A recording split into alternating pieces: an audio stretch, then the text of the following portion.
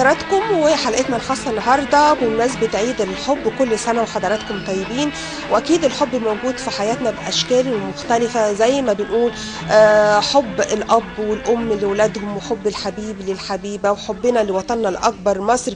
ويمكن احنا قد إيه حاسين بقيمة وطننا في الظروف اللي احنا بنعيشها حاليا، لكن أكيد كلنا تفاؤل إن مصر هتفضل، مصر هتستمر بحبها لأولادها وبحب أولادها ليها. ونتمنى النهارده مع عيد الحب فعلا كلنا ما نفكرش في مصالحنا الشخصيه، نفكر في الحب الاكبر في حياتنا هو حبنا لمصر. وعشان كده بنختم النهارده حلقتنا بحبنا الكبير لمصر باغنيه من اروع الاغاني الوطنيه اللي قدمها عمار الشريعي، اغنيه حبيبتي من ضفايرها، هي اللي بنختم حلقتنا النهارده بيها وبنهديها لكل اللي بيحبوا مصر.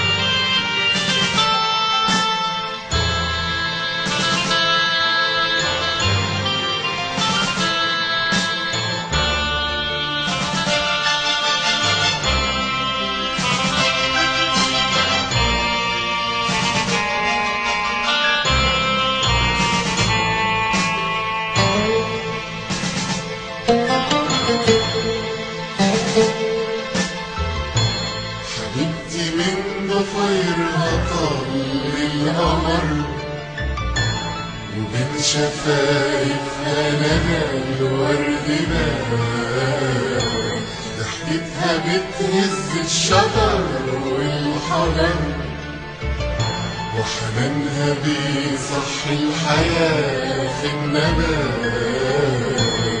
حبيبتي من ضفايرها طل القمر،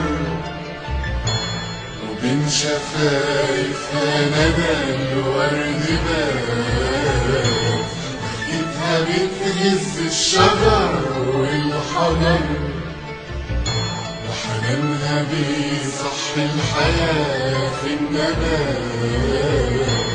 حبيبتي بتعلمنا أحب الحياة، من حب فيها حياتي شمس وربيع.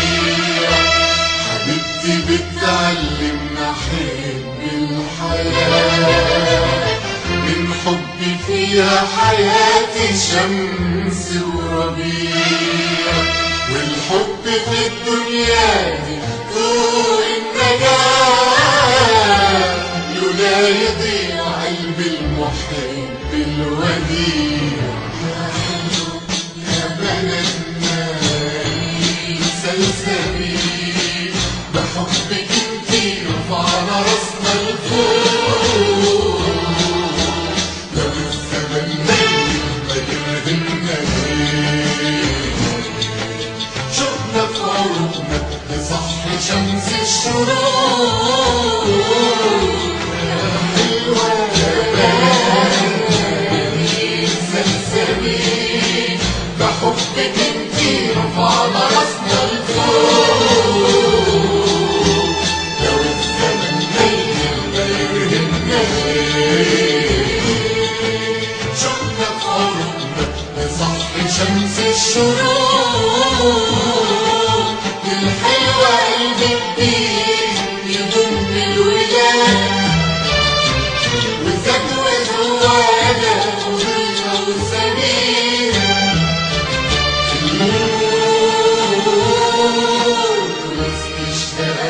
عشانها بلاد، وكلنا عشاق، وكلنا عشاق تراب النبي.